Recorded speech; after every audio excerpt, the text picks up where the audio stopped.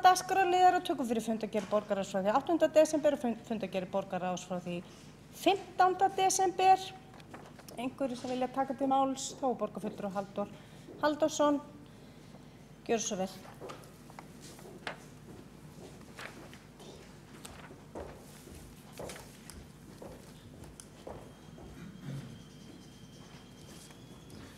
Já, forseti, góðir borgarfulltrúar, undir þessum liðir, fjórði liður undir seinni fundargerðinni fjallar Veghúsastíg 1 og Klappastíg 19, þar sem meirihlutinn hafnaði því í borgarráði að samþykkja auglýsta deiliskipulagstillögu vegna lóðarinnar við Klappastíg 19 og Veghúsastíg 1. Við borgarfulltrúar Sjálfstæðisflokksins við greiddum atkvæði með því að samþykkja þessa deiliskipulagstillögu og það verður að segjast alveg eins og að það eru þetta af ýmsum ástæðum sem að við gerum það. Fyrst og fremst vegna þess að það er eins og borgarkerfið hafi, hvað á ég að segja, haldið þessum lóðarhöfum í ákveðinni gíslingu. Það er hægt að fara mjög langt aftur í tíman í þessu máli, þar sem að borgarkerfið hefur gefið ákveðna leiðbeiningar, gefið ákveðin fyrirheit hvernig eigi að standa þarna málum og svo breytist það aftur og aftur. Og þetta er þannig að þess að ég geti verið að vitna í umræðurinn í borgarráði, en þá er það þó þannig að þar ræddum við þetta mál aðeins og þar kom meðal annars fram að það væri eðlilegt að það væri ekki alltaf hægt að framfylgja því sem að lóðarhafa vildu. Ég tek fyllilega undir það. Það er eðlilegt að það sé lögð fram fyrirspurn og það er jafnvel tekið vel undir hana, en svo kemur eitthvað í ljós í ferlinu, jafnvel í auglýsingaferli, einhverju slíku, að margir sitja sig upp á móti því og þá er hætt við.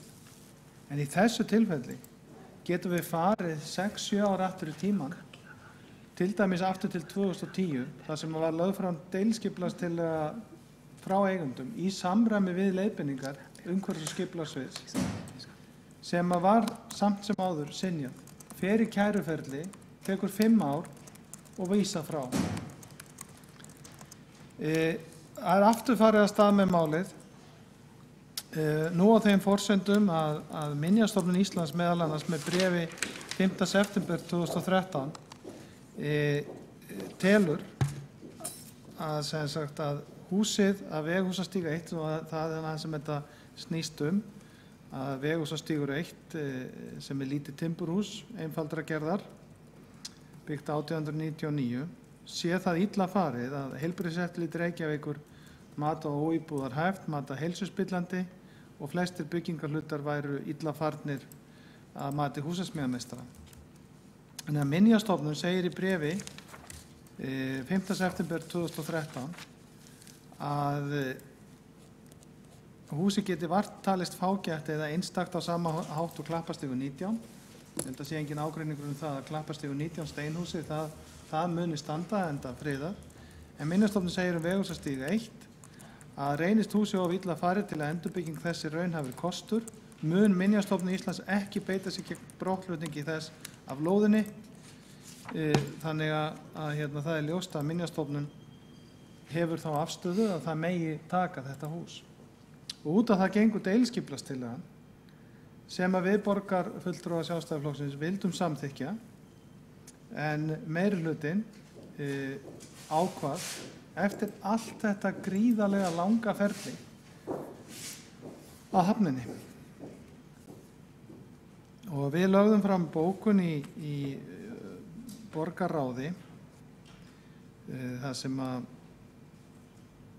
vegna þess að þarna var ágreiningur í borgarráðinu og þetta hér til endanlega afgreiðslu. Borgarstjórn stendur frammi fyrir því núna að endanlega afgreiða mál sem er búið að velkjast í kerfinu í öll þessi ár eins og ég var að lýsa. En við lögðum fram eftirfarandi bókun með leyfi forseta. Húsið við Veghúsastíg 1 var metið ónýtt árið 2011. Heilbrigðiseftirlit Reykjavíkur mat húsið óíbúðarhæft í byrjun árs 2012 og Minjastofnun affriðaði húsið á árinu 2014 vegna bágs ástand þess. Minjastofnun gerði ekki athugasemdir við niðurrif þess. Vegna þess eðlilegt að fallast á þá deiliskipulagsbreytingu sem auglýst hefur verið og tilvitnun lýkur. Þetta var bókun okkar með þessu og við teljum borgarfulltrúar Sjálfstæðisflokksins eðlilegt að það sé að þessi deiliskipulagsbreyting verði samþykkt. Þetta hefur farið í gegnum allt kerfið. Minjastofnun hefur samþykkt niðurrif þess og enn eina ferðina eins og með því að hafna þessu deiliskipulagi sem nú komið úr auglýsingu og deiliskipulagstillögu, þá væri meirihluti borgarstjórnar enn eina ferðina að setja þessa lóðarhafa af stað í hringekjuna, enn eina ferðina. Og ég segi það mikill ábyrgðarhluti og mér finnst mjög mikill munur á því að það sé verið að hafna einhverju sem kemur í fyrirspurnaformi, jafnvel að hafna deiliskipulagi í fyrsta skipti, það geta verið það ákveðin rök fyrir því, en í þessu máli þetta miklu alvarlegra en það og meira en það. Þetta mál búið að vera velkjast í kerfinu í fleiri ár. Þannig að það komin tími til þess að afgreiða og ég hvet auðvitað bara borgarfulltrúa til þess að styðja það þessi deiliskipulags til að verði samþykkt. Það ekki hægt að standa í þessu endalaust. Og borgarfulltrúi Halldór Halldórsson loki máli sínu. Er það rétt skilið hjá forseta að hann óski eftir því að sé bókun úr skipulagsráði, sé bókun í borgarstjórn eða? Það kemur bara ljós. Ok. Þá borgarfulltrúi Hjálmar Sveinsson næstur og mælendaskrá.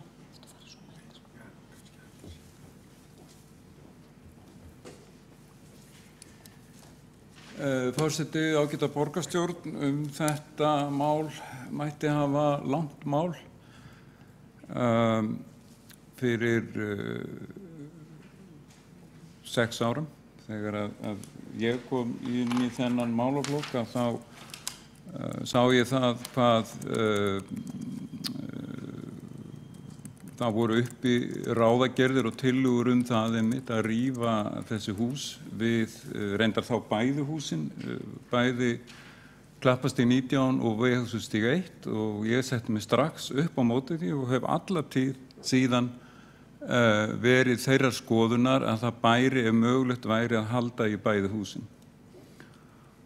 Og ég minni á það að þarna borgin, ég myndi segja hafi vitað því samt og endanum að samþykkja aldrei neinar heimildir í þá veru sem að lóðarhafar óskuðu eftir lengst af. Það var nefnilega það að byggja þarna 3 eða 4 hæða lítið fjölbýlishús. Og að öllu jöfnu hefði maður getað sagt að þetta væri kannski uppláðu þéttingareitur en í þessu tilviki það ekki að mínu mati. Þarna 2 fíngerð hús, annars vegar steinbær og hins vegar timburhús, bæði komin á 100 ára friðunarregluna og steinbærin nýtur náttúrulega sérstakar friðunar.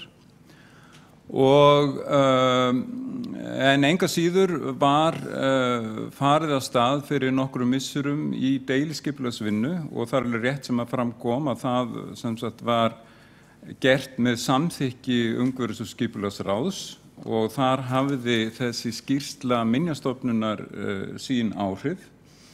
Síðan fer í auglýsingu að þó koma fram margvíslegar og meiriháttar athugasemdir þetta spratt mikil umræða í samfélaginu og niðurstaðan varð einfaldlega sú að hafna þessari deiliskipulagstillögu. Og ég vek athygli á því að það í rauninni til lítils að setja sem sagt auglýsa deiliskipulagstillögur og þá hugsunin á bak við það að það geta allir gert athugasemdir við það ef það fyrirfram útilokað annað en að viðkomandi deiliskipulagstillaga verði samþykkt.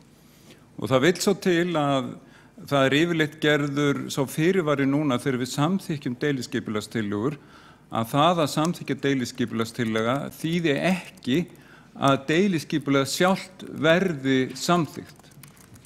Og sá fyrirvari auðvitað nauðsynlegur vegna þess að það geta komið fram þannig athugasemdir að það þykir rétt að taka tillit til þeirra. Og þetta sjaldan þetta gerist, en þetta hefur gerst tvisvar eða þrisvar á þessu ári. Ég man eftir svipari tillögu nema þar stóð ekki til að rífa hús á Vesturgötunni, Vesturgötu 24 ef man rétt. Þar var farið af stað með deiliskipulagstillögu það að byggja talsvert stærra hús en nokkuð reisulegt hús sem hafði verið þar áður. Og síðan þegar að athugasemdir komu fram við þessari tillögu, þá var það niðurstaða ráðsins að samþykkja tillöguna ekki. Og það er rauninni nákvæmlega sama sem að gerist í þessu tilviki. Þetta var þó gert þannig að lóðarhöfum var gert viðvart áður en að þetta kom til afgreiðslu á fundi umhverfis- og skipulagsráðs þar sem að þeim var sagt að það væri allavega ekki mikill áhugi hjá meirihlutanum að samþykkja þessa tillögu. Og eftir því sem best veit hefur átt sér samtal við þessa aðila sem að hefur snúist það að deiliskipulagstillagan sé að mörgu leyti ágætt af því að þar tekið tillit til þessarar fíngerðu eldgömlu Reykjavíkurbyggðar sem að enn leynist sumstaðar í norðanverðu Skólavörðuholtinu. Og að sem sagt að það væri hægt að halda áfram með þá vinnu að því slepptu að það ekki samþykkt að Veghúsastígur 1 yrði rifið, heldur skyldi það gert upp. Og það getur þá falist í því að húsið verði byggt eins og stundum gert algjörlega frá grunni.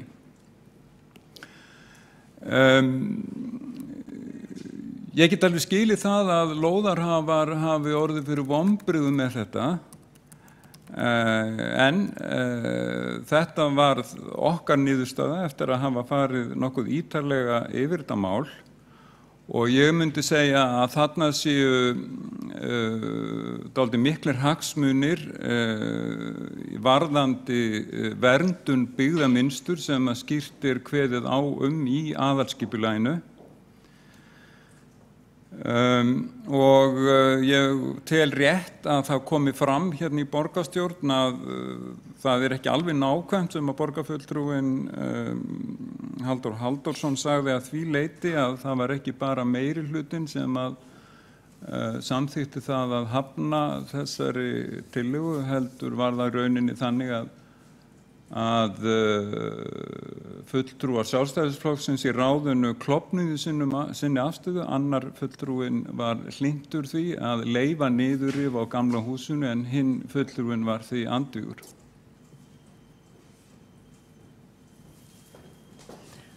Borgarfulltrúi Hjálmar Sveinsson lokið máli sínu. Þá ekki fleiri hvatt sér hljós undir þessum dagskrárlið. Jú, borgarfulltrúi Kjartan Magnússon.